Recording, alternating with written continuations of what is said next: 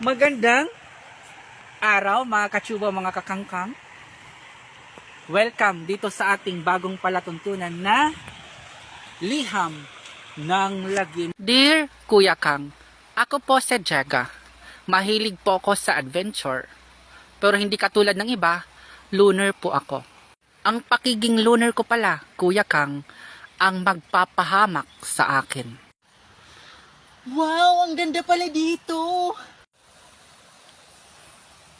Dahil sa aking pagkamangha, Kuya Kang, ay dali-dali akong bumaba. Ngunit, nakakita ako ng dalawang sangang daan. Ha? Bakit may dalawang sangang daan? Nasaan ba talagang totoong daan nito? Sa kaliwa ba o sa kanan? Eneng, andito yung tamang daan. Halika, punta ka dito.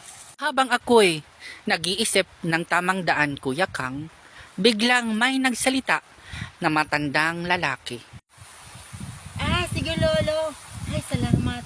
Ito pala ang tunay na daan. Wakas! Makakatikim na naman kami ng bagong karne. Matagal-tagal na din na panahon na hindi kami nakakakain ng karne. Habang papalapit ako, Kuya Kang, sa matanda, ay napansin kong bumubulong ito. Kaya medyo nagduda ako. Lo? Sino po yung kausap nyo? Wala, iha. Ako'y lubusat na nagagalak lamang. Dahil sa tagal-tagal ng panahon, mayroong naligaw na bisita dito. Dahil sa halikhik ng matanda, Kuya Kang, ay natakot ako kaya dali-dali akong tumakbo. Habang tumatakbo ako, Kuya Kang, ay sinundan ako ng matanda at itinulak ako sa bangin. Lo! Oh! Tulong! Maraming ahas dito.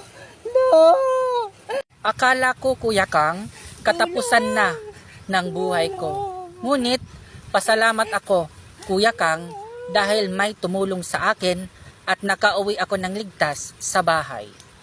Mga katsuba, mga kakangkang, huwag agad-agad magtitiwala, lalong-lalo na sa mga taong kakikilala lamang.